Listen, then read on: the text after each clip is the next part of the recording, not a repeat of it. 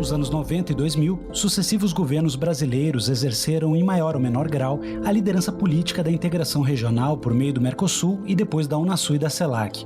No entanto, um padrão histórico se repetiu nos últimos anos, com a interrupção das diversas iniciativas a partir de mudanças de governo em países-chave, inclusive no Brasil, que a partir dos mandatos de Temer e Bolsonaro rebaixou o grau de prioridade da integração regional e tensionou as relações com os vizinhos.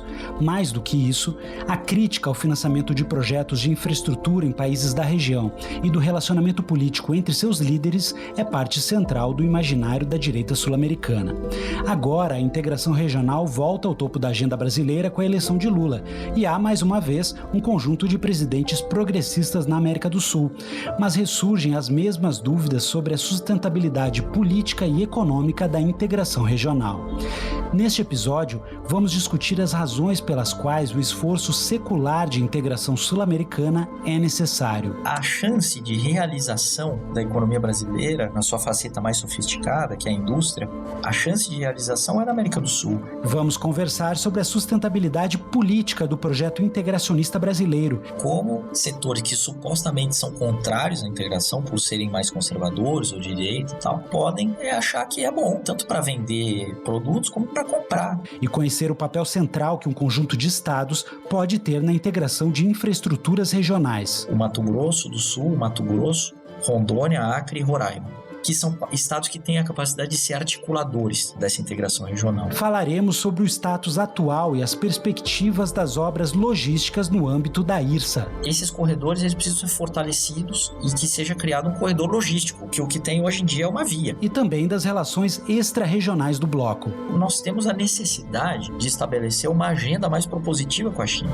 Isso é imperativo. Vamos entender como o histórico do comércio com moedas locais na região indica desafios à iniciativa recente anunciada por Brasil e Argentina. O que aconteceu foi um constrangimento por parte dos Estados Unidos e dos países centrais, capitaneado pelos Estados Unidos, para desestimular a utilização desse convênio. Quer dizer, isso não era conveniente para os Estados Unidos. O convênio não era conveniente. E, finalmente, ouviremos o relato de um brasileiro que viveu de perto a ascensão da Revolução Bolivariana na Venezuela e suas reflexões sobre o colapso do país. Sempre comentava isso, daqui a 10 anos esse país vai ser outro país. E a gente nunca vai saber o que teria acontecido, na verdade, porque se tem algo que ocorreu foi que eles não puderam governar. A necessidade fundamental de avançar com o projeto sul-americano, mas também seus custos e riscos, é o tema desta edição de Mundo Emergente. Para tratar das perspectivas da integração regional, eu converso agora com Luciano Wexel Severo, que é professor do curso de Economia, Integração e Desenvolvimento da Universidade Federal da Integração Latino-Americana, a UNILA. Ele é mestre e doutor em Economia Política Internacional pela UFRJ e coordena o Observatório de Integração Econômica da América do Sul. Muito obrigado pela presença, professor.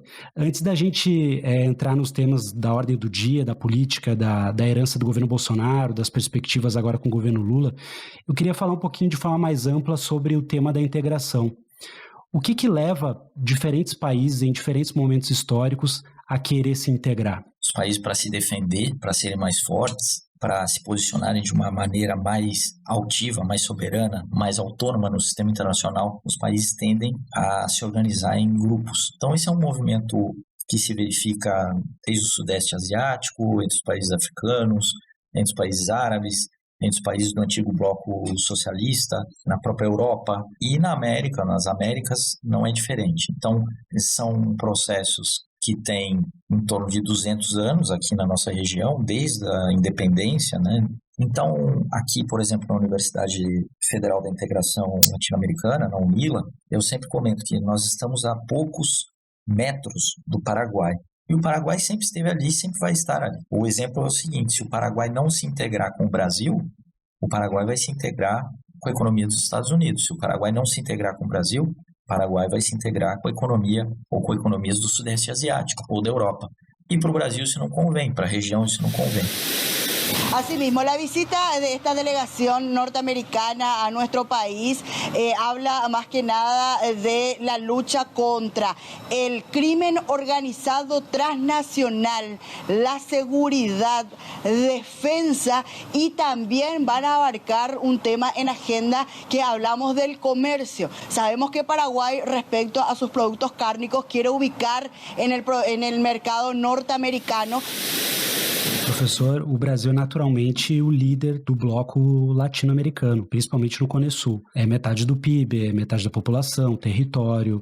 De forma natural, essa projeção ocorre. Quais os benefícios e custos de ser o líder da integração regional? Vamos pegar o caso da China, que é mais exorbitante. Tudo que o Brasil vende para a China, cerca de 3% são produtos manufaturados com componentes tecnológicos, com valor agregado. De tudo que o Brasil vende para a América do Sul, mais de 80% tem essa característica de ser produto manufaturado.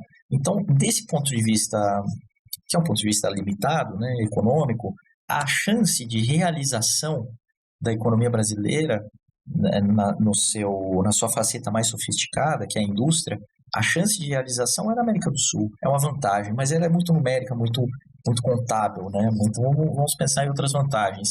A desintegração, ela potencializa as crises. A desintegração econômica, ela desarticula politicamente a nossa região.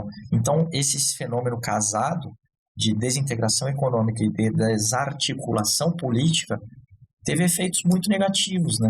Por exemplo, o caso da pandemia, que foi uma incapacidade total de enfrentamento da Covid, do tema das vacinas ou dos equipamentos de proteção, de máscaras ou, inclusive, de respiradores, de tudo isso, que não havia uma instância de articulação para um problema tão violento, né? Mas isso se desdobra em outros setores, seja no campo do mercado de trabalho, seja na educação, na revalidação de diplomas, no comércio internacional, na colocação dos nossos produtos no mundo. Então, a integração regional não é só fundamental para o Uruguai, para o Equador ou para a Argentina, ela é fundamental para o Brasil. Nenhum país quer prosperar também, ter uma casa, se fosse uma casa, ter uma casa bem organizada, ter uma casa bem estruturada, se na casa do lado as pessoas estão passando necessidade, se é um país que tem conflito, se tem criminalidade, se tem problemas de desnutrição, de mortalidade infantil, quer dizer, expectativa de vida baixa.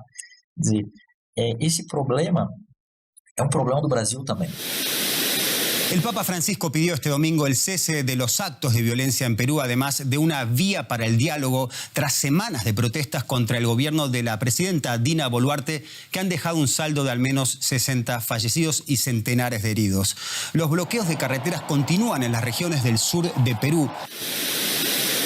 Um vídeo divulgado hoje nas redes sociais mostra uma caravana de cerca de 500 imigrantes venezuelanos atravessando a fronteira de Pacaraima em busca de comida e emprego no Brasil. Nós temos todas as possibilidades de articular nossa região, né? De complementar nossas economias, de aumentar o comércio entre nós, de realizar comércio com moedas locais, de criar fundos, bancos e estruturas de financiamento da nossa infraestrutura com nossos recursos, sem a necessidade de aderir a condicionantes de bancos estrangeiros ou de instituições internacionais. Então, essas são as tantas vantagens que nós temos no processo de integração.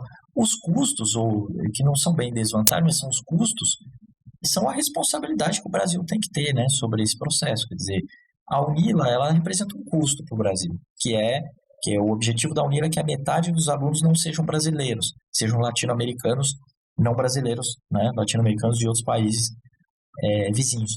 Isso é um custo para o Brasil. Então, um brasileiro que não está vendo todo o cenário vai dizer, olha, como que no Brasil falta escola, falta universidade para os brasileiros e vocês estão pagando para vir um equatoriano, um boliviano, um paraguaio, um argentino, e o Brasil que está pagando isso, pagando os professores, pagando a estrutura, pagando a formação desses profissionais. Agora, isso é uma visão muito de curto prazo, muito míope, né? Porque acaba não vendo os benefícios que isso traz para o Brasil depois, que é um cara que é formado no Brasil, e é um cara que vai voltar para o país dele, daqui a pouco ser um gestor, ser um prefeito, ser um secretário, ser um ministro, ser um cara que tem influência, e vai ter essa relação construída com o Brasil, de carinho, de gratidão, de amizade, de integração efetiva, né, emocional e cultural. Nós somos uma semiperiferia. A característica da semiperiferia é que as suas capacidades, tanto de território, de riquezas naturais, de água, de energia, de conhecimento técnico, de população, quer dizer, as condições materiais que nós temos, junto com as condições que não são simbólicas, nós temos de um país continente, nós temos condição de contestar a hierarquia do sistema internacional. E essas expectativas que existem com relação ao Brasil jogam no colo do Brasil, nas costas do Brasil, a responsabilidade de liderar esse processo como nação semiperiférica e agregar a potencialidade energética, cultural, produtiva dos vizinhos, né? Grande parte da produção de alimentos do mundo está aqui, grande parte das reservas de minerais estratégicos do mundo está aqui, grande parte do petróleo, da água estão aqui. Então, esses custos para o Brasil, olhando numa perspectiva de longo prazo, eles são... claro que eles existem, mas eles são necessários, né? Não é que eles sejam pequenos também, mas eles são necessários. O Brasil poderia e deveria, por exemplo, promover uma política de financiamento dos vizinhos. Isso é necessário. E financiamento como? Através de instituições que já existem, seja o BID, seja a CAF, seja o Fomplata. En Bolivia, la conectividad vial es una prioridad para el país. Bajo esa visión, Fomplata trabaja en la ejecución de proyectos carreteros que integran zonas aisladas, logrando conectar esas comunidades al interior y con otros países, e integrándolas a proyectos de gran magnitud como el Corredor Bioceánico. Seja o próprio FOSEM, que existia no âmbito do Mercosul, o Fundo de Convergência Estrutural do Mercosul, que o Brasil dava 70% do dinheiro e usava 10% do dinheiro, né?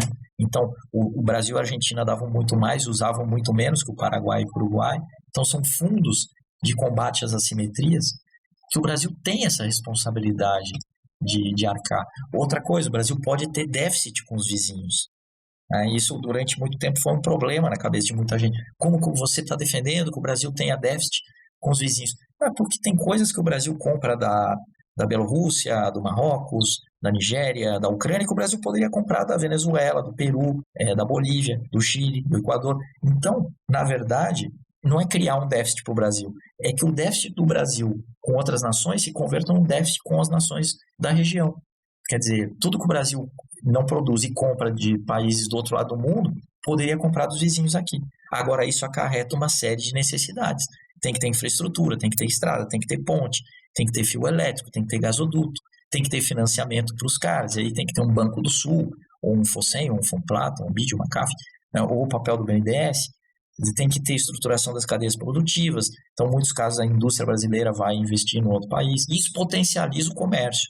E aí nós substituímos compra de fora da região por dentro da região. Qual é a vantagem entre tantas outras? Essa articulação, essa potente articulação de infraestrutura, de financiamento, de comércio, de produção. O Brasil atua tanto no âmbito do Prata, quanto no âmbito da Bacia do Amazonas, quanto no âmbito do Cone Sul, quanto na CELAC, no âmbito latino-americano.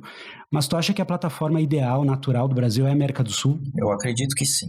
Eu acredito que o âmbito prioritário de ação da política externa brasileira é a América do Sul, a partir de uma relação histórica que se tem com a Argentina. Os trabalhos do professor Luiz Alberto Muniz Bandeira, né, que tanto ilustraram essas relações e esses conflitos, essas tensões e a formação dos países do Cone Sul, mas até os dados atuais, quando a gente entra no Comex-Stat, do Ministério de Desenvolvimento, Indústria e Comércio Exterior, do MDIC, e a gente vê que grande parte do comércio do Brasil com a América do Sul é um comércio com a Argentina, e depois há um transbordamento, um respingo dessas atividades com o Uruguai e com o Paraguai. Mas então o epicentro dessas relações é uma construção histórica de apaziguamento das tensões que havia nos anos 60, 70, né? Que é a relação do Brasil com a Argentina. E mais, eu acho que a gente pode ir mais além. O quanto tardou o Mercosul para ser criado, né? Que é criado nos 90 só, o quanto demorou para a gente ter um banco do Mercosul, o quanto demorou para a gente pensar em comércio com moedas locais, tudo isso tem a ver com a tensão que havia entre o Brasil e a Argentina no momento das ditaduras militares. E é muito evidente que, a partir dos anos 80, no governo Sarney, no governo Raul Alfonsín na Argentina, tem uma aproximação. A ponte aqui de Foz do Iguaçu, uma ponte extremamente nova, né? Quando a gente vê, por exemplo, o leste europeu em chamas, a gente esquece que isso poderia acontecer aqui também. Não aconteceu, não foi por inércia. Foi justamente o contrário. Foi uma construção política que faz com que o Brasil e a Argentina tratem da questão nuclear em conjunto, por exemplo, né? Total, e inclusive a própria articulação em torno da organização do Tratado Amazônico, né, de Cooperação Amazônica, a OTCA, esse esforço também de que a gente tenha na região um organismo próprio, nosso, sem a participação de grandes potências, que seja capaz, esse organismo, de administrar os conflitos e as tensões entre nós, né? Seja o Conselho de Defesa da Unasul, o CDS, que se pensou nos anos 2000 e depois ficou paralisado, seja os acordos da OTCA, né? Que há uma tendência que seja retomado também. Então, toda essa questão de defesa e segurança também depende muito dessa articulação integradora entre o nosso país. Mas seguindo com aquela ideia de que o âmbito prioritário da política externa brasileira seja a América do Sul, é como se nós tivéssemos várias áreas de abrangência, né? Então, um polo que é um núcleo central, que é a relação do Brasil com a Argentina, a partir daí o Mercosul, e esse Mercosul ampliado, né, com a entrada da Bolívia, que já está em processo, mas isso pode demorar mais ou menos, do Equador, da Guiana, do Suriname. Tem o tema da Venezuela também, que entrou e depois foi afastada, né, em 2018, 2019. Mas é a criação desse Mercosul ampliado geograficamente e ampliado em áreas de abrangência também. Quer dizer, que não seja só um Mercosul voltado para o comércio, para a economia, mas que tenha o Mercosul social, que tenha toda uma outra preocupação com áreas culturais e áreas que complementem a ideia inicial. Depois do Mercosul, ganhou muita força nos anos 2000 a ideia da Unasul, que agora se fala bastante na retomada, né?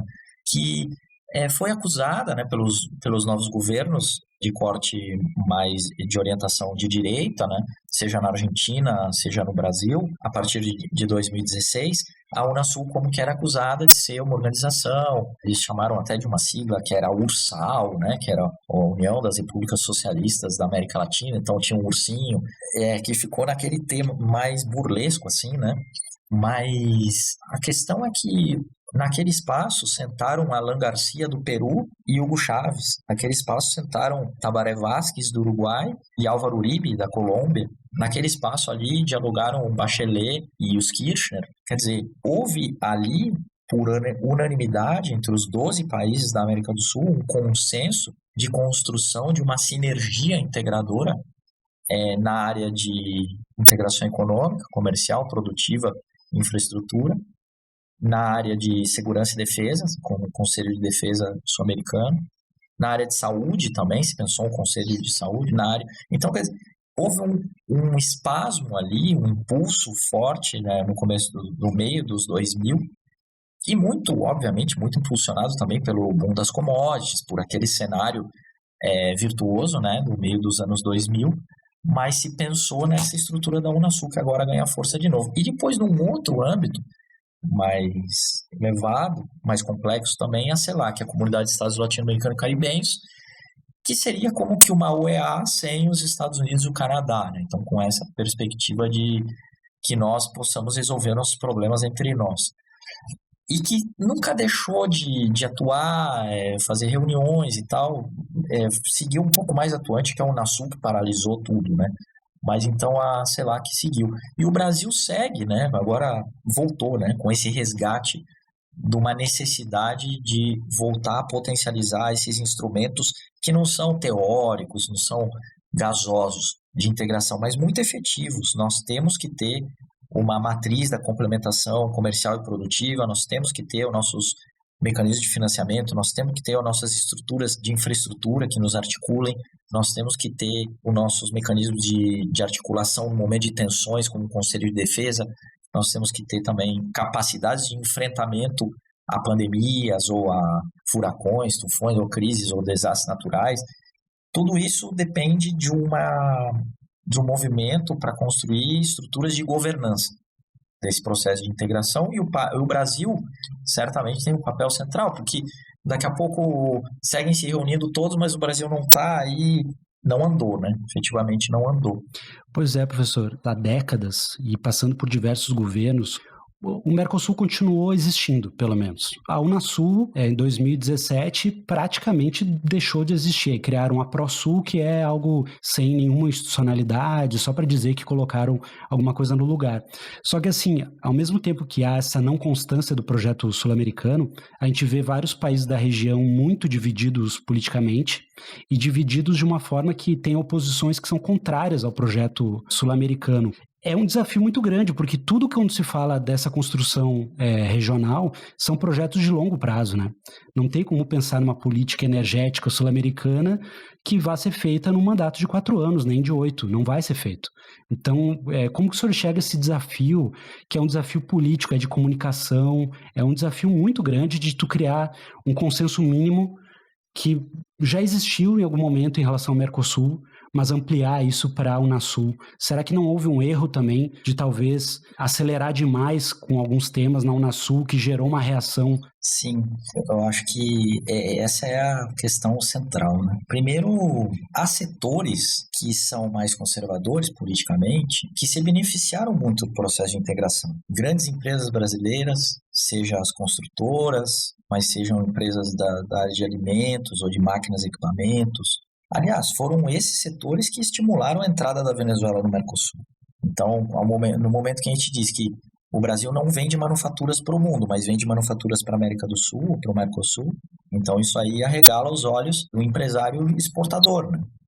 Esse é um ponto interessante da gente pensar como é complexa essa construção. Como setores que supostamente são contrários à integração por serem mais conservadores ou de direita e tal, podem achar que é bom, tanto para vender produtos como para comprar. Por exemplo, o Brasil compra fertilizantes da Bielorrússia, do Marrocos ou países do mundo árabe. Por que o Brasil compra de lá? Porque poderia comprar da Venezuela, poderia comprar da Bolívia, poderia comprar do Chile, poderia comprar do Peru. Mas por que não compra daqui? Porque falta infraestrutura, falta linha de crédito, falta estrada, falta de comunicação, agora os corredores bioceânicos. Agora, para o empresário brasileiro, também não faz nenhuma diferença se ele está comprando o fertilizante da Ucrânia ou do Peru. O que importa é que chegue num tempo, um prazo de entrega, que tenha uma qualidade, que tenha um preço razoável. Então, daqui a pouco esse empresário que vende ou que compra não tem uma bandeira contrária ao processo de integração. Eu queria levantar essa lebre assim, porque eu acho que é interessante, é provocador para a gente pensar, porque muitos empresários apoiaram o processo de integração naquele momento de expansão dos anos 2000, do governo Lula, sobretudo o segundo governo Lula. Houve uma intensidade muito visível, até 2011, mais ou menos, dessa articulação comercial. E isso poderia voltar a acontecer. Tem que ser visto com as federações de indústria dos estados, com a Confederação Nacional da Indústria, quer dizer, é menos romântico, né? Um processo de integração que é mais monetário, financeiro, econômico, né? Mais mercantil, mas que pode ser útil também na estratégia geral. Eu queria trazer um outro exemplo que me vem à cabeça justo agora, que houve erros, certamente, né? Você se referia a se houve erros, eu acho que houve uma quantidade de erros. E erros sempre tem, né? Teríamos que ver se os vetores ali empurraram mais para frente ou para trás. Eu acho que foi empurrado mais para frente o processo de integração ao longo dos últimos 2000, 2010, mas há muitos erros também. Então, olhem só esse exemplo que é interessante. Há 25 anos, de tudo que o Uruguai vendia para o mundo, metade ia para o Mercosul. Hoje, de tudo que o Uruguai vende para o mundo, 20% vai para o Mercosul. Então, sem querer ser advogado do diabo, do presidente Lacalle Pou, o Uruguai tem que vender. Uruguay y China estrechan lazos, así lo confirmaba el canciller uruguayo en el marco de una visita del director general para América Latina y el Caribe del Ministerio de Relaciones Exteriores de China, Kai Wei. Ahora empezamos ya el trabajo que de cara a concretar un cronograma para avanzar definitivamente y terminar de celebrar ya el acuerdo de libre comercio. El mercado chino es crucial para la economía uruguaya. En 2021 las ventas al exterior del país sudamericano totalizaron 11.549 millones de dólares, un crecimiento del 43% frente al registro de 2020. O Uruguai precisa exportar. E a Argentina e o Brasil não compram do Uruguai. Então eles têm que encontrar alguém que compre. Porque os países estão numa sanha desesperada por vender coisas que eles produzem. Então nós temos que ver o que nós vamos comprar. Nós podemos comprar um monte de coisa, mas avião, helicóptero, turbina, isso a gente não consegue comprar. Então a gente tem uma relação de bens, e isso está estudado, está pensado, que é que o que os países produzem, o que eles vendem, o que o Brasil compra, e o que nós poderíamos cruzar de tudo que eles vendem, o que nós poderíamos comprar. Então aí há erros, por exemplo, porque o que deveria haver era essa matriz de complementação comercial e produtiva da América do Sul para potencializar o comércio intrarregional de maneira que a gente possa, inclusive, pagar esse comércio de maneira compensada, sem utilização de moedas ou de divisas, né? Óbvio que isso aí esbarra com uma estrutura produtiva das cadeias globais de valor, das cadeias regionais de valor, que são grandes transnacionais, que controlam vários setores. Então, óbvio que não é só um empresário dizer, eu vou parar de comprar fertilizante no Marrocos, vou começar a comprar do Peru, porque ele tem um contrato e tem um pacote tecnológico, e isso tem toda uma estrutura armada. Mas eu acho que o caminho vai muito por aí, né? De erros que foram cometidos, de desatenção, de descuido. Nós abandonamos o Uruguai nesse sentido. E o Uruguai vai tentar fazer livre comércio com a Malásia, com Singapura, com o Japão, com a Coreia. Eu me lembro nesse período também, o Brasil tinha uma balança comercial muito favorável com a Argentina e com a Venezuela, e era favorável demais. Não houve uma integração produtiva que favorecesse os dois países. O Brasil foi favorecido naquele momento e não se criou a longo prazo, né, cadeias regionais de valor também, né, nesse sentido. Queria saber o que tu acha desse movimento agora que está acontecendo de reshoring ou nearshoring, ocasionado aí pela questão da Covid e também pela guerra da Ucrânia, essa conclusão que vários líderes estão tomando em vários lugares do mundo de que é perigoso demais deixar as cadeias de valor muito alongadas, muito distantes, né? E é melhor trazer a produção para mais próximo do mercado consumidor. Isso pode favorecer também um novo impulso produtivo regional? Sim, certamente. Eu acho que é como que a realidade vai empurrando, né? A realidade, às vezes, ela dificulta, às vezes ela facilita. Nesse caso, tanto na situação da pandemia como do conflito ou da guerra agora na Ucrânia, evidencia a nossa desarticulação, a nossa debilidade. A América do Sul, ela respondeu de maneira muito diferente de outras regiões no enfrentamento da pandemia. A quantidade de encontros, a quantidade de medidas, de iniciativas conjuntas na América do Sul, na América Latina no geral, foi muito menor do que, inclusive, a União Africana ou a Liga Árabe, da integração asiática, ou na Europa, né, e até na América do Norte. Então, da ASEAN, né, no caso da Ásia. The impact of the virus outbreak on the region has also been discussed by ASEAN defense ministers meeting in Hanoi, and they've emphasized the need for ASEAN members to work together. We had to collaborate to deal with this viral outbreak, and the fight was against the virus and not each other. And also to share information, level up practices and protect our own militaries and our people. Então, a nossa capacidade de resposta foi muito menor, e isso foi evidenciado. No caso da cadeia de suprimentos, no caso dos insumos que servem para a nossa produção interna, isso fica muito evidente também. Ficou no momento da pandemia, da situação do ano 2020, 2021, e em 2022, com a situação na Ucrânia, foi escancarado, né? Mas isso já vinha de antes também. Isso é importante dizer que as nossas economias elas vêm paralisando desde 2014 e 2015. A década de 2010 foi a pior década do período republicano. Para grande parte da nossa economia, para a economia brasileira, isso foi claro. Nos anos 2010, quer dizer, de 2010 até 2019, a nossa economia ela cresceu muito menos do que em todas as outras décadas anteriores. Inclusive os anos 80, a crise da dívida externa, a abertura dos anos 90, quer dizer, e mesmo estando de fora, a crise de 2008 e 2009.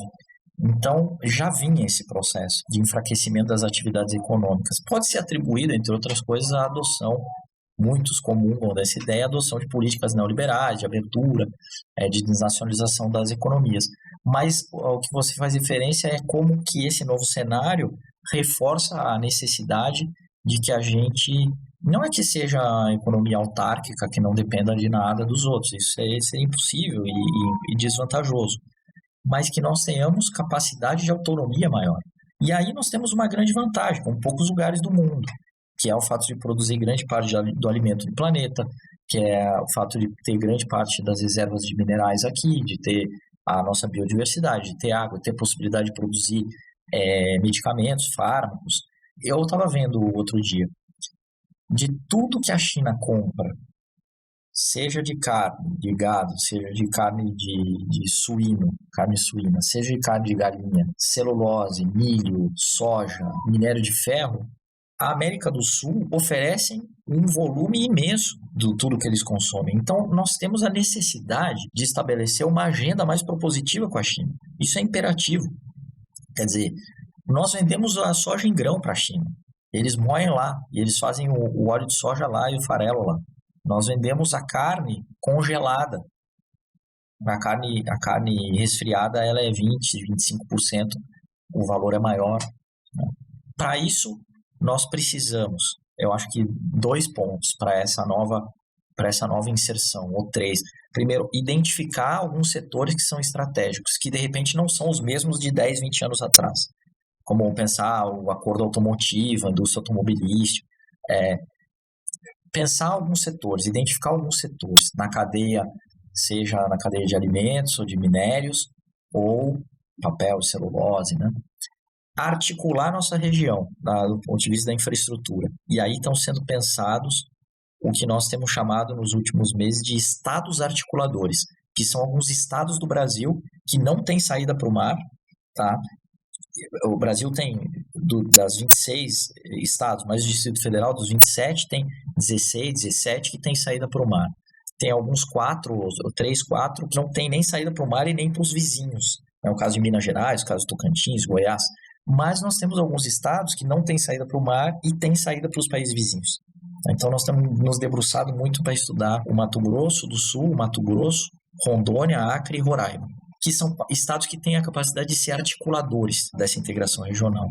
E aí tem vários geopolitólogos que há 100 anos pensavam esse tema do centro-oeste da América do Sul, do chamado Heartland da América do Sul, da área coração, né? Então, em torno da Bolívia, do Paraguai, do Mato Grosso, e como que podem ser feitos por esses caminhos uma rede interoceânica, que é fundamental para nós do ponto de vista da logística, da distribuição, seja para compra, para venda, para a Ásia ou para a Europa, ou para o nosso autoabastecimento. Então, eu dizia os 3 pontos. Identificar alguns setores. O segundo ponto é essa questão da infraestrutura articulada numa rede interoceânica. Alguns estão chamando de corredores bioceânicos, mas aí o corredor tem uma entonação meio negativa, que parece uma veia aberta que só serve para exportar. E o terceiro é essa possibilidade que nós temos de desenhar uma nova agenda com a China, de maneira articulada, indo completamente na contramão da ideia do Uruguai de negociar um tratado de livre comércio com a China isoladamente, o que soa quase que caricaturesco. Então, a possibilidade que nós temos, ao sermos os grandes responsáveis por produzir aquilo que eles demandam, de negociar, que essa agenda traga maiores benefícios para nós, porque senão isso vai se refletir, como já vem acontecendo, numa reprimarização da nossa pauta de exportação, que hoje passou dos 50 e poucos % de produto primário, num processo de desindustrialização, num processo de dependência cada vez maior de commodities, que tem uma gravidade tremenda, porque é a oscilação dos preços do mercado internacional, de eles virem investirem naquilo que eles querem, não no que a gente quer, ou precisa, ou demanda. Quer dizer, é uma agenda completamente desestruturada, né? Eu tenho a impressão também, professor, que é uma oportunidade histórica que está sendo perdida, assim, porque há essa concorrência estratégica entre a China e os Estados Unidos, então a China não está numa posição de força de impor tudo o que ela quiser aqui na região.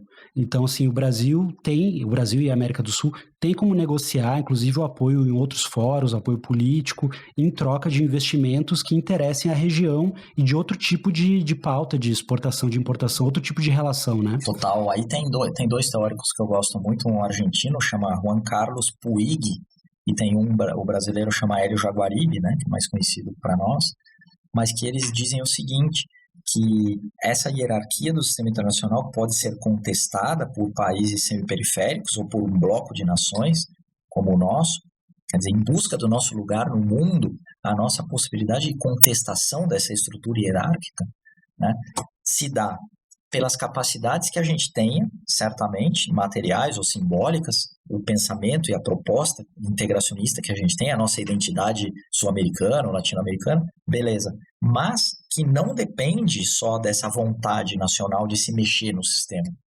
Isso depende também dos graus de permissividade do sistema internacional. Quer dizer, que são as janelas de oportunidade que a gente tem para se mexer. E aí vai ao encontro exatamente do que você está colocando, que é que há alguns momentos na história que essa janela se abre, que é como aquela dança das cadeiras. Então é o momento que para ali a música, não sei se para, né? Que é aquele que o cara está dançando em volta da cadeira e ali ele pode contestar a hierarquia e se mexer.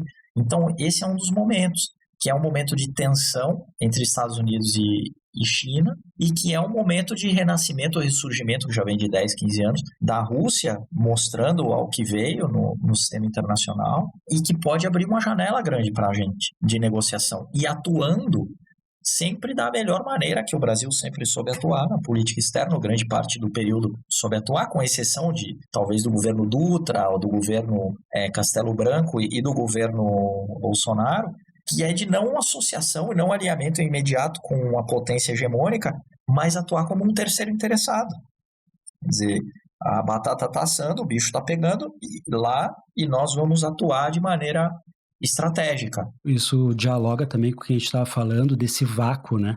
No momento que o Brasil deixa surgir esses vácuos na América do Sul, não vamos se envolver com a Venezuela.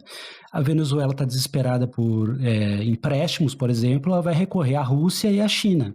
E aí a gente está importando para a nossa fronteira uma nova Guerra Fria, entre aspas, sendo que não precisava estar no nosso subcontinente esse problema, né? Tem essa abertura dessa disputa entre a China e os Estados Unidos, mas o Brasil tem um problema hoje que o Lula não tinha antes, que é essa divisão tão ferrenha interna. E é um campo político da extrema-direita que é totalmente avesso a qualquer nível de integração regional e que trabalhou para destruir a integração regional quanto pôde nos últimos 4 anos. Só que, quando tu menciona esses estados articuladores, no Heartland brasileiro, lá estão vários estados que são, entre aspas, aí, bolsonaristas, do agronegócio e da exploração mineral. E esses estados, eles têm, paradoxalmente, muito a ganhar com a integração regional e com principalmente essa integração de infraestrutura. Então aí talvez esteja uma outra oportunidade de economia política, digamos assim, de amarrar essa integração de um jeito que não vá ali na frente morrer de novo, né? Que é essa integração de infraestrutura. O quanto que já tem pronto desses corredores? Eu me lembro de assim, um projeto dos anos 90, no final dos anos 90 ou 2000, do IRSA, né? Que tinha lá, acho que era 12 ou 13 corredores por toda a América do Sul. Aí dos anos 2000, tentou-se dar andamento a isso e depois muita coisa não foi para frente. O que foi feito desses corredores e o que tu acha que é mais fácil de sair no papel nesse horizonte aí dos próximos 4, 5 anos? Olha, se um cidadão vai de carro, ele já consegue sair de Santos, ou do Paranaguá, ou do Porto de Vitória e chegar no Pacífico pelas estradas que foram feitas. Então, por exemplo, recentemente nós tivemos há 1 ano em Rio Branco, e daí fomos à fronteira do Acre com a Bolívia e com o Peru, em Epitaciolândia, Assis Brasil e Brasileia. E nos anos 2000 foi feita uma ponte, né, novas pontes para ligar essas cidades do Acre com os vizinhos Peru e Bolívia. O que a gente vê é o surgimento de um comércio que não existia. Quer dizer, tinha comércio ali, mas era um comércio que o cara cruzava de barco, comprava algumas coisas ali, uma bebida, roupas e tal. Mas agora, o que a gente identifica é que há um comércio ativo entre o Acre e Rondônia também com o Peru, com a Bolívia, por exemplo, por fruto dessas obras. E que dentro do Peru, no caso da Bolívia é menor, essa pavimentação ainda não está em boas condições, mas no caso do Peru foi feita a estrada que liga a fronteira entre o Acre e o Peru com Cusco, por exemplo. Então, um cara que mora em Rio Branco, ele vai até Machu Picchu de carro. Recentemente também, essa é uma das obras que é necessário dizer que foi inaugurada pelo governo anterior, até estava a presença lá do Luciano Hang, né, o conhecido como o velho da Havan, e estava também o piloto Nelson Piquet. Eles inauguraram uma ponte na localidade de Abunã, que acabou conectando o Acre por terra ao Brasil, coisa que não existia. Então, o Acre, a partir de setembro, outubro de 2020, passou a ser integrado com o Brasil por terra, 2021. Tá? Então, Hoje é possível o cara sair do centro-oeste brasileiro e ir até Machu Picchu de carro. Esse corredor está pronto, né? De Cusco ele sai tem 2 vias que levam até os portos do sul do Peru, né? Chamam Moquegua e Ilo. Comenzaron a llegar turistas que nunca antes habían llegado a Perú o a Puerto Maldonado por tierra. Y ahora pues tenemos nuestra propia empresa. Y es gracias a estos viajeros que están viniendo por tierra, ¿no? Ahora nosotros aprovechamos la temporada, que es nuestra temporada seca, desde mayo hasta diciembre por lo menos, donde sabemos que todos los días van a llegar viajeros del Cusco, todos los días sin excepción. Sabemos que tenemos la oportunidad de trabajar todos los días. Y no solamente eso, ha permitido también otro sector de turismo que viene acá, son turismos que vienen con casas rodantes. Nos hemos beneficiado con la cartera debido a que utilizamos esta para llegar en menor tiempo posible hasta nuestros emprendimientos. También utilizamos menos combustible, acortó las distancias. Encontramos todos los productos a un precio más razonables. Ahora lo encuentras todos los días frescos. Gente que viene ahora viene de Brasil, pasan por acá en moto, en carros y vienen a hacer turismo en esta zona. Entonces, pues sí, nos ha beneficiado bastante en lo que es para nosotros, como tener este tipo de negocio, lo que es comida, ¿no? Da mesma maneira, pelo noroeste da Argentina, se o cara sai de Foz do Iguaçu, o cara vai direto, né, e sobe e sai lá em Antofagasta, ou em Tocopilla, Mejillones, né, no norte do Chile.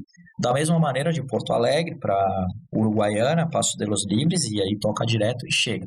Ou da mesma maneira, pela Venezuela, no caso de Boa Vista, para Pacaraima, Santa Helena do Guairém, Ciudad Bolívar e chega até os portos de Sucre e Anzoátegui, no Caribe, podendo escoar a produção do polo industrial de Manaus, por exemplo, né, pelo Caribe. Algumas não estão prontas. O caso da Guiana, por exemplo, o Brasil fez a pavimentação da estrada de Boa Vista até Bonfim e o Brasil fez a ponte de Bonfim para Guiana, sobre o rio Tacutu. O problema é que não está pavimentado daí, de uma cidade que se chama Leten, até o mar, que é onde fica o Porto de Águas Profundas, planificado pela IRSA também, que se chama Nova Amsterdã, e a cidade que é a capital, que é Georgetown. Mas então, tem algumas obras que não estão pavimentadas, mas o cidadão hoje consegue ir de carro, de moto, de bicicleta, existe as vias. Qual que é a questão? Esses corredores eles precisam ser fortalecidos e que seja criado um corredor logístico, que o que tem hoje em dia é uma via pavimentada. Tem que ter nessa estrutura posto de gasolina, ou para combustível, ou para gás.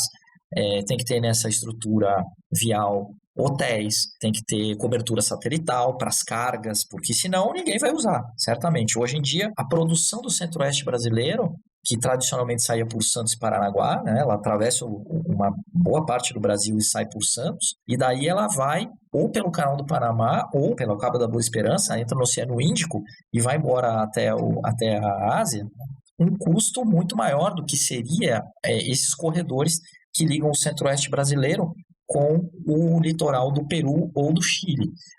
Qual a solução logística que tem sido encontrada no centro-oeste do Brasil, em Mato Grosso do Sul? É sair pelo norte. Então, os chamados portos do Arco Norte estão levando mais da metade, né, da produção de cereais, de grãos, né? E aí estamos falando de milho, de soja, principalmente, saem por terra e depois, ao encontrar o rio Amazonas, entram para Belém e saem por barco pelo Canal do Panamá. Está dada essa alternativa logística, ou pelo Arco Norte, ou pelos portos tradicionais de Santos e Paranaguá. Mas poderia haver esse caminho alternativo, então, cruzando a Cordilheira dos Andes. E está sendo feito estudos agora, nesse instante, para pensar essas alternativas logísticas. Gente, o segundo semestre de 2022 começou com um fato histórico para a implantação da rota bioceânica que vai interligar o Brasil ao Paraguai, Argentina e Chile. Começou a ser construída no início do mês a ponte sobre o rio Paraguai, ligando Porto Murtinho, aqui no estado, a Carmelo Peralta, no Paraguai, que é fundamental, gente, nesse projeto idealizado há mais de 3 décadas. Os trabalhos de perfuração para a instalação das estacas de fundação da ponte começaram pelo lado do Paraguai.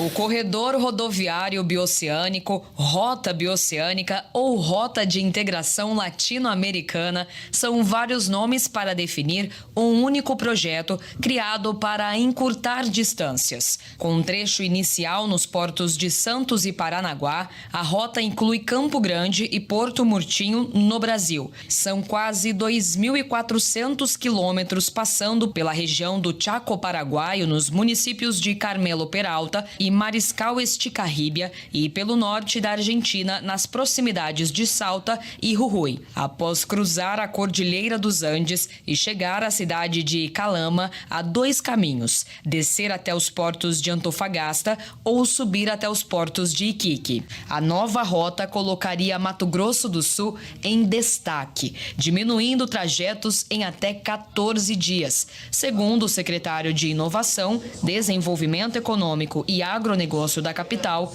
Adelaido Villa. Mato Grosso do Sul hoje é extremamente dependente do Sudeste para tudo que ele faz, para tudo que ele compra. Desde o pequeno varejo até o grande varejo, quase tudo vem pelo Sudeste. E aí a gente muda totalmente o foco. Em vez de Campo Grande sair daqui para comprar no Sudeste, o Brasil começa a comprar em Campo Grande. Campo Grande se posiciona como a capital da América Latina, capaz de expandir todos os produtos para o restante do Brasil. Muito mais que o transporte de mercadorias, a rota bioceânica abre um leque de possibilidades para Mato Grosso do Sul, desde o intercâmbio cultural até a expansão do mercado de trabalho. E se engana quem pensa que a necessidade é apenas de profissionais altamente qualificados. O gerente regional do Senai, Rodolfo Mangialardo, alerta que o impacto imediato da rota exige profissões primárias, como borracheiro e motorista. Então, esses corredores, a pavimentação está feita em grande parte. O que falta é uma estruturação. Outra coisa, os portos do sul do Peru e do norte do Chile não estão preparados para vender carga resfriada, por exemplo, ou congelada. Ali, a vocação histórica deles é venda de minérios. Então, se o cara chegar ali com frango, não adianta. Chegar ali com algodão, poderia ser mais viável, mas a soja, então tem que ter silos, tem que ter toda uma estrutura de armazenamento para que viabilize isso. Eu interpreto que é questão de tempo. A IRSA hoje tem mais de 500 projetos na sua carteira, mais de 150 já foram finalizados, são em torno de 200 bilhões de dólares que são financiados nesses projetos. Financiamento principalmente do BID e da CAF, o BNDES praticamente não participa, mas então a ideia seria reforçar esses projetos que são prioritários para a articulação da infraestrutura regional e potencializar. Eu queria dar um outro exemplo que é o seguinte, olhem só, esse exemplo é interessantíssimo. Aqui houve a ruptura de 2016, assume o Temer. Na Argentina tinha ganho o Macri. No Uruguai logo tem a virada. No Paraguai é sempre aquela situação. Depois teve uma ruptura também em 2012. Quer dizer, então teve governos mais orientados de orientação política mais à direita, mas os corredores seguiram avançando ali. Isso é interessantíssimo, que vai justamente reforçar o que você colocou, que é que esses setores exportadores, agroexportadores do Brasil, pode identificar uma grande vantagem nesses corredores. E eu digo mais, eu vou até mais, eu vou dizer assim, se não houvesse uma grande vantagem dos setores agroexportadores do Brasil, não existiriam esses corredores. Eles só existem por isso. Não é um pensamento acadêmico, ou cultural, ou histórico, ou mais romântico do processo de integração que está empurrando isso. Isso está indo junto. Mas é um grande interesse da China de comprar insumos e matéria-prima mais barata do Centro-Oeste, e que sai mais barato pela Ásia do que por Santos ou Paranaguá ou pelo norte do Brasil. É mais vantajoso para a China e é mais vantajoso para o exportador brasileiro daqui a pouco reduzir o tempo de viagem, o custo logístico da sua carga. Agora isso tem que ser viabilizado. Então, por exemplo, hoje nós temos uma ministra de planejamento, que é da região, que é do Centro-Oeste. Nós temos senadores da região, tem a senadora antiga, o ministro de Agricultura também do Brasil é da região. Quer dizer, são atores importantes que não deixaram essa peteca cair, mesmo no governo Temer, Macri, Cartes e Marito no Paraguai, e que esses projetos seguem sendo empurrados para frente porque representam um grande ganho econômico. E eu acho que todo o nó é esse, é o quanto que os sonhadores, com a integração, os integracionistas latino-americanistas, que têm um compromisso que é com a população, que é com a nossa sociedade, que é com a nossa prosperidade, que é com o bem-estar do nosso povo, pode haver momentos em que os nossos interesses sejam concomitantes, né, ou sejam complementares com os interesses dos grandes exportadores da China, inclusive, que é, por exemplo, criar uma rede interoceânica, ou que é, por exemplo, aumentar as exportações e as importações do Brasil da região. Isso, ao mesmo tempo, interessa ao capitalista, ao empresário, e, ao mesmo tempo, constrói, cimenta essa integração regional. Porque uma ponte é benéfica, uma ponte é uma ponte, né? Agora, claro, tem setores que vão dizer, essa ponte vai aumentar a exploração, vai aumentar... claro que vai, né? Ela vai aumentar o comércio, vai aumentar a lucratividade do grande capital, mas é uma ponte. Então, a gente ainda não está, eu acho que na etapa de ser contra uma ponte, ou uma ferrovia, ou um corredor, mas sim ser crítico aos impactos que isso pode ter para perpetuar a nossa condição primária exportadora. Dependente, né? Pela via oposta, dá para a gente pensar também que nessa mesma linha de raciocínio desses incentivos econômicos a maior ou menor integração, que a debacle total do setor de construção no Brasil e o processo de desindustrialização do Brasil, que se arrasta aí desde os anos 2000, dos anos 90 talvez, do Plano Real para cá, eles também prejudicam a integração, né? Porque esses setores eles estão enfraquecidos no Brasil. Então, como é que a gente vai buscar apoio de uma Fiesp que durante vários mandatos não era nem o industrial que liderava a Fiesp? Qual é o setor industrial que vai ser a favor da integração latino-americana para exportar produtos manufaturados para a Argentina, se não tem nem no Brasil essa corrente de opinião forte, né? E o setor de construção também, que seria beneficiado por construir todos esses corredores, e aqui a gente está falando só de rodovia, poderiam ser ferrovias também, que isso eu acho que não saiu do papel da ISA, né, que tinha previsto, hidrovias, gasodutos, são coisas a construir que a gente vê como um custo, só que na verdade isso é demanda agregada, isso é emprego, isso é toda uma indústria de construção civil que poderia ser ativada. Vamos avançar um pouquinho, já estava na pauta global falar sobre o processo de desdolarização. Os Estados Unidos há vários anos faz todo tipo de sanções contra países que quer pressionar e tal, só que tem experimentado nos últimos anos um novo tipo de sanção, interferir, fazendo com que ele praticamente não consiga fazer transações bancárias. Isso foi feito agora em relação à Rússia e despertou todo um debate sobre como a Rússia e também a China, pensando já no longo prazo, que poderia ser alvo disso também, poderia partir para um processo de desdolarização.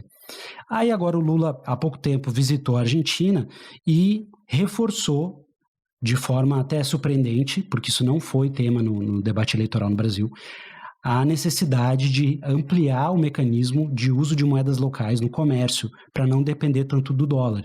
Isso tem a ver também com a situação da Venezuela, que também está sofrendo uma série de sanções com pouco acesso ao dólar. E esse é um tema extremamente sensível nas relações Brasil-Estados Unidos, eu acredito, porque o dólar é um dos ativos principais dos Estados Unidos para manter o seu controle, não só na região, como no mundo todo. Como que tu vê essa questão? Tu acha que é possível o Brasil avançar com isso em relação à Argentina e outros países da região? Não, perfeito. A nossa condição é de países que não emitem uma moeda que valha fora da nossa fronteira. Então, a nossa condição é de países emissores de uma moeda não conversível. Nós precisamos vender coisas para obter dólares e com esses dólares comprar coisas. Então é assim que está posto desde o final da Segunda Guerra Mundial, com o padrão dólar. Dito isto, há uma série de alternativas e de esforços que os países podem fazer para depender menos do dólar. Uma delas é o que a gente está fazendo referência agora, que é que os países eles podem comercializar entre si e podem abater o valor das suas compras com as suas vendas, ou seja, criar uma espécie de escambo. Nós vendemos 1 milhão para a Argentina e compramos 1 milhão da Argentina. Os brasileiros que compram pagam em reais aqui e os brasileiros que vendem recebem em reais aqui. Os argentinos que compram na Argentina coisas do Brasil eles pagam em peso e os argentinos que vendem coisas para o Brasil eles recebem em peso. Isso é um mecanismo contábil relativamente simples a partir de uma caixa de compensação que existe e foi criada há cerca de 60 anos. Então, existe um convênio de créditos recíprocos no âmbito da ALAD há mais de meio século e que durante os momentos de crise na região, nos anos 80, por exemplo, na crise da dívida externa, ele foi muito utilizado. Eram acordos entre bancos centrais, ele era feito via convênio da ALAD, esse CCR, o Convênio de Créditos Recíprocos da ALAD. Como que num contexto de crise inflacionária que a gente tem na Argentina, como que isso funcionaria? Isso é um dos problemas que tem que ser resolvido agora, porque, e foi ótimo que você colocou, porque assim, o que se propõe agora não é a retomada exatamente igual de como era o CCR. A questão é uma adaptação do convênio e uma reativação do convênio com novas regras. Então, por exemplo, o que nós identificamos? Muitas vezes, o exportador de um país que está sofrendo um problema inflacionário ou um problema de cambial, muitas vezes o exportador ele não quer receber em moeda local, né? Então, esse é o problema central do negócio. Porque, para isso, teria que ter uma estabilidade monetária e cambial que fizesse com que o exportador abrisse mão de receber dólares para receber na moeda do próprio país. Então, esse é um problema chave para ser resolvido. Como que o CCR propunha isso? E aí tem um desdobramento que é interessante. O CCR eram 12 bancos centrais, 10 países da América do Sul, então a Guiana e o Suriname não entravam, e entrava o México e a República Dominicana. Então, 12 bancos centrais fizeram esse convênio, eles comercializavam entre si e, ao final de 4 meses, era feita a conta de quem devia o que para quem. E nessa conta de devedor e de credor, ou seja, de exportador líquido ou importador líquido, os países eles conseguiam comercializar um volume grande, e sempre ele é contabilizado em dólar, mas ele é pago na moeda local. Então, o dólar acaba sendo ainda o valor ou a moeda de referência. O dólar é como se fosse uma unidade de conta, mas não um meio de pagamento. Exatamente. O dólar ele só funciona como meio de pagamento para o saldo devedor ou credor. Então, se os países eles fazem as exportações e as importações, o valor de referência é o dólar, mas o pagamento é em moeda local. O saldo devedor ou o saldo credor ele é pago ou recebido em dólar. Essa diferença ele é paga em dólar de 4 em 4 meses. O que aconteceu foi um constrangimento por parte dos Estados Unidos e dos países centrais, capitaneado pelos Estados Unidos, para desestimular a utilização desse convênio. Quer dizer, isso não era conveniente para os Estados Unidos. O convênio não era conveniente, né? O convênio ele passava a ser incômodo para o poder de senhoriagem do dólar, porque os países poderiam se integrar, comercializar muito entre si e não usar dólar para pagar. Só usar dólar para fazer a conta e só usar dólar para pagar o saldo que deviam pagar ou receber. Então foi desestimulado isso. Ao longo dos anos 90, houve uma forte pressão para que os bancos centrais não ficassem esses 4 meses sem receber, que era o convênio dizia isso, o país podia ficar 4 meses e dali 4 em 4 meses você pagava o CCR. Nunca houve nenhum default, nunca ninguém deixou de pagar, quer dizer, isso funcionou muito bem. Só que aí com a crise da Venezuela, com o bloqueio que a Venezuela sofreu, com as restrições, sequestro de reservas internacionais, a proibição de barcos de empresas de entrarem na Venezuela, toda a dificuldade para eles receberem pagamentos e realizar pagamentos pelos sistemas internacionais de pagamentos e essa restrição. Então, a Venezuela não pagou uma parte do convênio e gerou aí uma cascata de crise dentro do convênio de créditos recíprocos da ALAD. Qual foi uma das consequências desse constrangimento que os órgãos internacionais fizeram contra o convênio? Foi a criação do sistema de moedas locais do Mercosul. Eu interpreto assim, o SML, que é o Sistema de Moedas Locais do Mercosul, ele é um mecanismo parecido, ele é similar ao convênio de créditos recíprocos da ALAD, mas ele é diário. Tá? Então, ele já não deixa o país exposto 4 meses. Tá? O fato de ser diário tem vários benefícios. Tá? O principal deles é que o país ele não precisa ficar 4 meses sem receber, né? Com a volatilidade cambial, os custos de transação e tal desses 4 meses.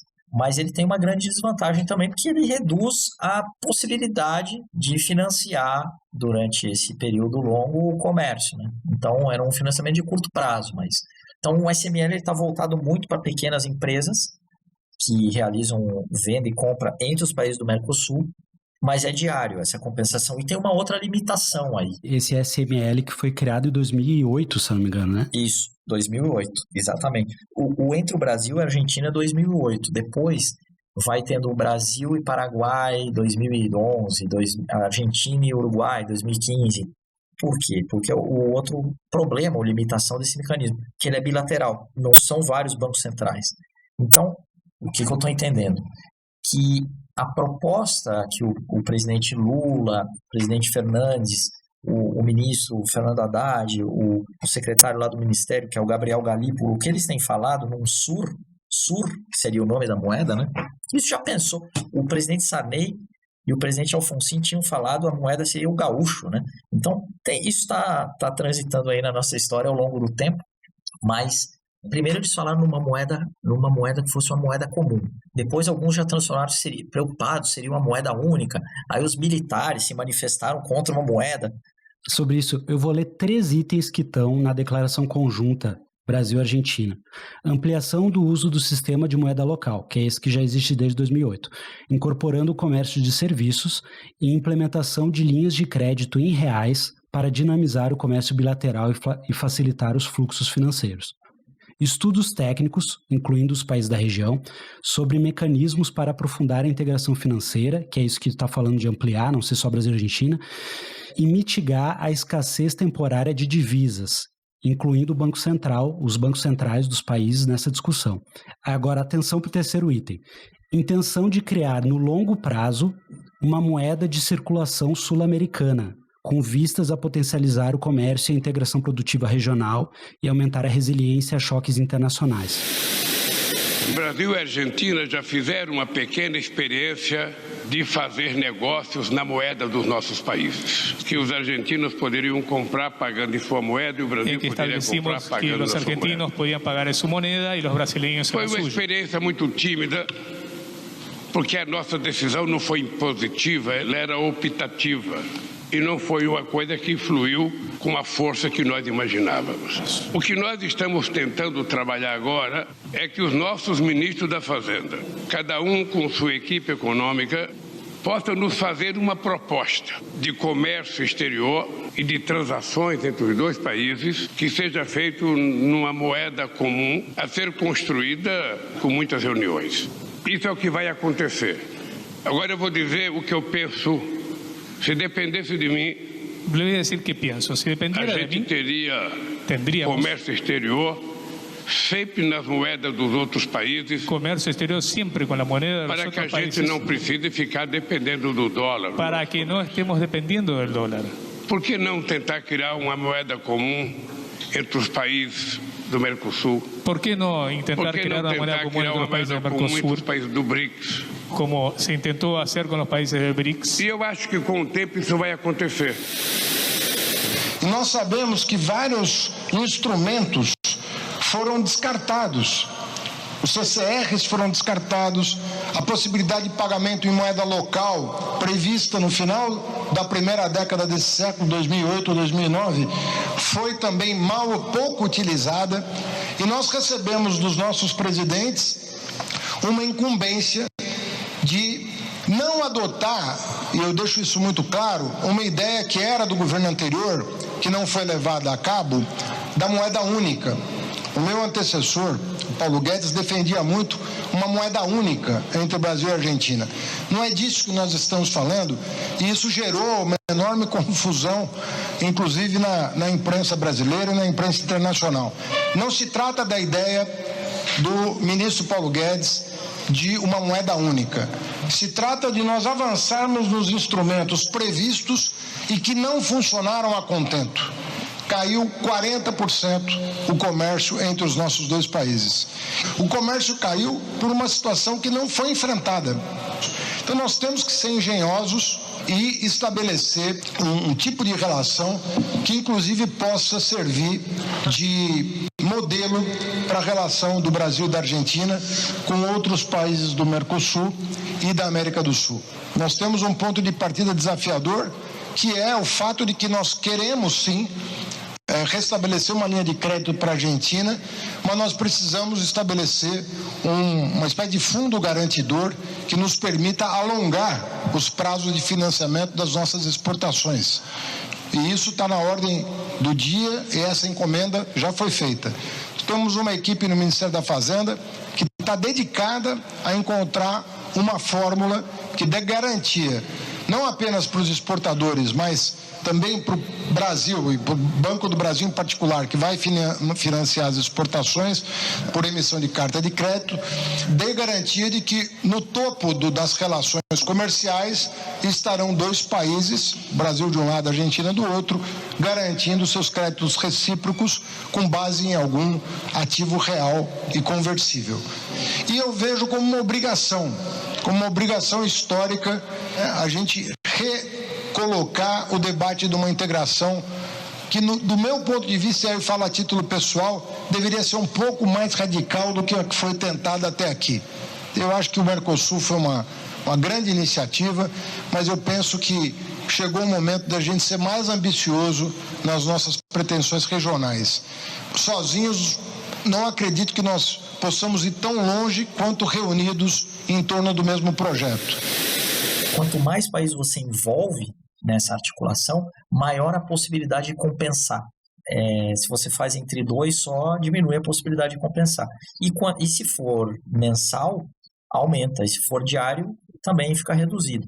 Então tem prós e contras. E o que eu interpreto é que o SML, a tendência é que as mudanças sejam no prazo e na abrangência. Então, que não seja mais um dia, que seja mais tempo, e que, como segundo ponto, não sejam só bilaterais, mas sejam multilaterais as compensações. Esse é um ponto. O segundo ponto que você falou é a referência do convênio de créditos recíprocos da LAD. Quer dizer, é o conjunto de países da região que já tem um convênio que foi descumprido pela situação da Venezuela. Isso pode ser pago pela Venezuela. Inclusive, recentemente nós tivemos em Roraima, em Boa Vista, na fronteira com a Guiana e na fronteira com a Venezuela, mas isso poderia ser pago pela Venezuela com energia elétrica, por exemplo, para Roraima, ao longo de tempo. Então, criar mecanismos para a resolução dos problemas e para a utilização desses mecanismos que já existem, inclusive. Já existe o sistema de moedas locais do Mercosul, já existe o convênio de créditos recíprocos da LAD, que é mais abrangente, que é multilateral, que é de 4 em 4 meses. Aí eu acho que vai haver mudança também, porque talvez 4 meses seja muito tempo.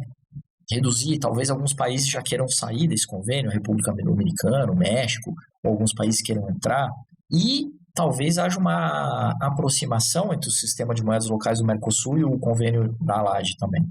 Então, eu vejo muito a caminhada por aí. Você vê que o BNDES que nunca emprestou dinheiro para outro país, o BNDES, ele paga a empresa brasileira que faz uma obra lá no outro país. E o outro país paga o Brasil por meio do CCR, muitas vezes. Então, é um sistema muito, muito interessante, que se bem não rompe com o dólar como moeda, não destrói o dólar, não ataca o imperialismo e tal, que é uma queixa, né, de muitos, mas ele cria um desafogo e uma possibilidade de respirar para os nossos países que não emitem dólar, que é de comercializar cada vez mais com os vizinhos sem a utilização de divisa, né? Então, eu vejo que caminha por aí. E esse ponto é uma tendência de aproximação entre o SML e o CCR. Nos próximos meses, talvez caminhe por aí essas propostas que estão sendo faladas. Professor, antes de encaminhar para o final, que eu já estou abusando do teu tempo, falar muito rapidamente renderia uma outra conversa, com certeza, sobre a questão da Venezuela. Eu sei que tu tem uma experiência lá, inclusive. Podia falar um pouquinho da tua experiência lá com o país, quando tu trabalhou lá na Venezuela, e um pouquinho sobre o que tu acha o que vai ser essa relação Brasil-Venezuela, considerando tudo isso que a gente tem falado, essa necessidade de resolver os problemas. Eu, por exemplo, estou produzindo esse programa de Pernambuco. Teve um vazamento de um óleo de um navio, provavelmente de origem da Venezuela, que afetou a vida do pescador marisqueiro de Porto de Galinhas. Então, assim, é um problema que o Brasil não tem relação com o país, que está gerando um problema na vida da população, até de uma região que é distante de outros países, que não tem fronteira com nenhum país da América do Sul e acaba sendo afetada. Então, tem a ver com isso que a gente está falando. Que relação vai ser essa do Brasil, ao mesmo tempo que tem essa pressão interna muito grande, contrária a qualquer relação com a Venezuela? Bom, a gente não precisa ir muito longe. O governo da Venezuela ofereceu respiradores para a população de Manaus, que estava morrendo asfixiada, e o governo brasileiro não mandou nenhum e-mail para agradecer. A população de Boa Vista que sofre apagões semanais, recebia energia elétrica da Venezuela e essa estrutura está se deteriorando. E o governo brasileiro não fez questão de fortalecer essa relação. O estado de Roraima, por exemplo, nos últimos anos aumentou em 50, 60 vezes as suas exportações e o seu principal sócio comercial é a Venezuela, e o governo brasileiro não fez nada, inclusive o ministro de infraestrutura do governo brasileiro não fez nada para pavimentar a estrada entre Boa Vista e a Venezuela, que hoje é um barro, né? É uma estrada de terra, cheia de buracos, que tem caminhões caídos dentro dos buracos. Então, o descuido foi absoluto e que se reflete também nesse caso do Porto de Galinhas e da poluição de uma área por um vazamento de um petroleiro. A gente até esquece, né? No começo do governo Bolsonaro se falou em intervenção armada na Venezuela. Imagina o que seria um conflito armado na Amazônia, totalmente desnecessário. Sim, o governo brasileiro promoveu uma agenda constrangedora, que foi trazer pela primeira vez na história um secretário de Estado dos Estados Unidos para a região amazônica, com o intuito de pressionar o governo da Venezuela.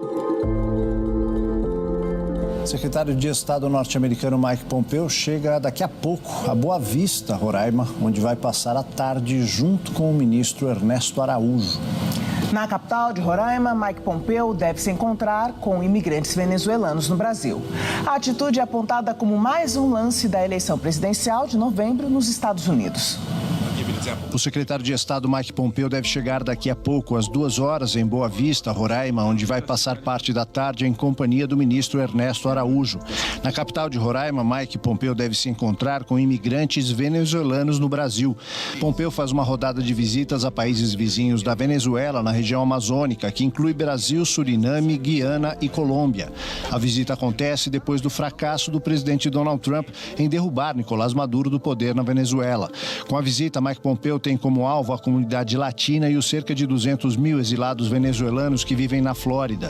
Esse estado norte-americano se tornou crucial na disputa entre Donald Trump e Joe Biden, tecnicamente empatados na corrida para a Casa Branca. Então, pela primeira vez na história das nossas nações, um secretário de Estado dos Estados Unidos veio a Boa Vista com a finalidade clara de ameaçar e constranger o governo da Venezuela, e o Brasil participando dessa situação. E o Brasil promovendo que a Venezuela tentasse se agarrar em alguma coisa e trouxesse a China para dentro da Venezuela, ou o Irã, ou a Rússia, ou a Turquia para tentar resolver. Quer dizer, uma despolítica, né, externa que conspirou contra os interesses do Brasil da integração regional.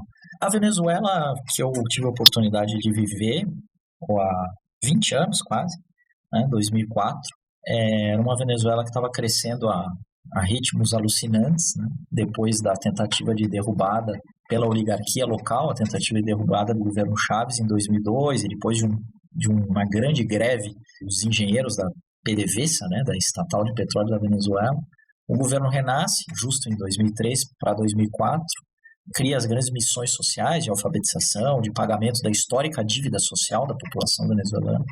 Com o dinheiro do petróleo, o petróleo começa a subir de preço, o barril, né, chega a patamares muito elevados.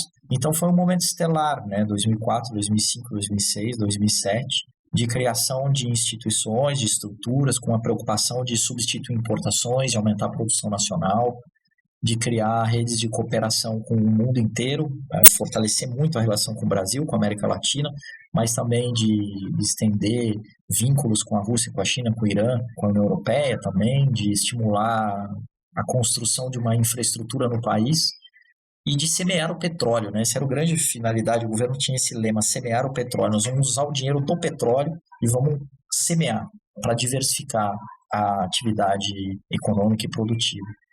Estaleiros, ferrovias, fábricas de papel e celulose, laminadoras de alumínio, siderúrgica, rasgando o país de ferrovias, pavimentando estradas, portos. Era uma Venezuela que eu sempre comentava isso, daqui a 10 anos esse país vai ser outro país, se deixarem os caras jogar. E a gente nunca vai saber o que teria acontecido, na verdade, porque se tem algo que ocorreu foi que eles não puderam governar. Começa uma série de de reações, começa uma série de constrangimentos, começa uma série de assédios, de desestímulos àquele processo de industrialização, aquele processo de fortalecimento da estrutura produtiva e do tecido produtivo local, que se evidenciam depois, né, no sequestro das reservas, na proibição que o país comercialize, na proibição que a Venezuela faça transação de moedas em divisa, ou inclusive conspiração, explosão de refinarias, explosão de redes elétricas e tal. Então, eu vejo muito assim, um avião desgovernado, sem entrar no mérito do governo propriamente do presidente Nicolás Maduro, mas dizer assim, é um avião com dificuldade de ser governado, mas que é muito fácil e é muito pueril a gente atacar o piloto. Falar, esse é um problema do piloto, esse é um problema de corrupção, esse é um problema de burocracia, esse é um problema de falta de capacidade de gestão, porque dentro do avião existem setores jogando pedra, dando tiro no piloto, e de fora do avião existe um monte de avião tentando derrubar o avião. Então, eu acho que a partir da articulação, e fruto da guerra na Ucrânia também, né, da aproximação dos Estados Unidos com a Venezuela, né, que é fruto da situação na Ucrânia, do restabelecimento de relações da Venezuela com a Colômbia. A elevação do barril do petróleo também, né? Da elevação do barril do petróleo, certamente. E esse novo cenário com o Brasil, inclusive se fala numa volta de parte daquele fluxo migratório imenso, né, foi uma situação terrível, de 5, 6 milhões de venezuelanos que saíram do país. Muitos vieram para cá para o Brasil, mas a minoria veio para o Brasil, a maior parte para o Peru, para o Equador, para a Colômbia, que possam voltar para lá, né? Então, eu acho que a grande expectativa é que sigam aqueles projetos. Há 10 anos ou há 15 anos, a Embrapa estava na Venezuela, o IPEA estava na Venezuela, a Caixa Econômica Federal estava na Venezuela. Então, uma série de cooperações no Ministério de Indústria e Comércio Exterior do Brasil lá, para estimular a produção interna, para o Ministério de Agricultura, as próprias construtoras, as empresas brasileiras também de roupa, de sapato, de cerveja, alimentos, muito presente lá. Mas a gente vai ficar sem saber o que teria acontecido com a Venezuela se eles pudessem ter executado os planos de desenvolvimento que eles tinham há 20 anos atrás. Isso a gente nunca vai saber. O que a gente observa hoje é uma paralisação daquilo, né? Se aqui tem obras paralisadas, se aqui as empreiteiras foram congeladas com o negócio da Lava Jato e tal, imaginemos lá. Aquela indústria que estava nascendo, aquela indústria muito incipiente, as obras de infraestrutura abandonadas, mas ao mesmo tempo é uma oportunidade, tem muito espaço para crescer, para seguir crescendo, que esse ano já a inflação já deve cair da casa que estava de 3 dígitos, de 4 dígitos para 3 dígitos, já a economia que estava caindo 40%, 30%, 50% ao ano já tem a possibilidade de crescimento de algum. Então, a tendência é de uma reanimação nessas relações, né? Muito em torno da postura que o Brasil tenha nos fóruns de articulação regional. E também dessa possibilidade de vínculo com o norte do Brasil, né? Pela UTCA, mas com Manaus, com Roraima, Boa Vista, com o Polo Industrial de Manaus. Quer dizer, acho que a expectativa hoje, se você me perguntasse isso há um ano, a resposta seria mais borocochô, né? Do que hoje. Eu acho que nós temos elementos para pensar que a situação deve melhorar mais do que piorar, porque foi horrível o que aconteceu. E, de novo, nós nunca vamos saber o que teria acontecido se a Venezuela pudesse executar os planos que tinha 20 anos atrás, que foram violentamente amortados, né? Professor, acho que vamos nos encaminhando então finalmente para a conclusão. Eu queria que tu falasse sobre o teu trabalho, onde que as pessoas podem acompanhar os teus artigos e o próprio observatório. Então, bom, quero agradecer muito, né, por essa oportunidade. Para mim é uma satisfação, a gente é servidor público com dedicação exclusiva, então o único objetivo, a única finalidade é justamente essa, contribuir. Tem muita publicação nessa área dos corredores bioceânicos, dessa rede interoceânica, com relação a esses estados articuladores, Mato Grosso do Sul, essas idas lá para o Acre e para a Rondônia. Também muita publicação sobre comércio intrarregional, a possibilidade de complementação comercial entre nossos países. E o trabalho do observatório também está disponível, tem uma revista que se chama La Espada, que tem 26 números. Agora, depois da pandemia, deu uma freada, mas está disponível também na página da UNILA, La Espada UNILA, e está em PDF lá os 26 números que a gente busca concentrar e aglutinar ali a publicação de professores, de estudantes e técnicos da universidade sobre essa temática da integração regional. E aí, para a gente finalizar mesmo, como que tu se informa normalmente sobre política internacional e principalmente América Latina, professor? É bacana essa pergunta, né? Porque a gente enfrenta um massacre, né, comunicacional, então acaba que a gente tem que ir buscando caminhos. Gosto do El País, gosto do La Jornada, do Clarim, do Página 12, não do Clarim, do Página 12, né? O Clarim. O Clarim é bom, mas é bom virar o Clarim assim. Com todo respeito, né, aos profissionais lá do Clarim, mas é o Página 12. Também gosto muito de olhar o Diplomatique, né, o Le Monde aqui do Brasil. Acho que tem essa perspectiva assim, contestadora, crítica. Então isso eu acho o Le Monde, o El País, o La Jornada, Página 12. Depois a gente acaba recebendo muito trabalho, né, muita dissertação, tese, artigos, né? Vai construindo, né, uma rede de informação muito afim àquilo que a gente pensa, àquilo que a gente projeta para o mundo, né? Que a gente quer do mundo. Então tá, muito obrigado, viu? Valeu, professor. Muito obrigado, um grande abraço para todas e todos. Uma satisfação tremenda. Chegamos ao fim da segunda edição de Mundo Emergente, em que conversamos com Luciano Wexel Severo, professor de Economia, Integração e Desenvolvimento da Universidade Federal da Integração Latino-Americana, a UNILA. Você ouviu cortes de Record News, Antagonista, ABC TV, Fomplata, Deutsche Welle em Espanhol, TV Record, Instituto Lula, Irsa Sur, TV Cultura, RCN, CNN Brasil, Band News e CNA TV. Para acompanhar todos os nossos conteúdos, nos siga no YouTube, nas plataformas de podcast e no Twitter pelo perfil Mundo Emergente. Essa produção é realizada em parceria com as rádios públicas vinculadas à Universidade Federal de Pernambuco, a Paulo Freire 820 AM e a Universitária 99.9 FM. Siga apoiando a comunicação pública, obrigado pela escuta e até mais. Um grande abraço.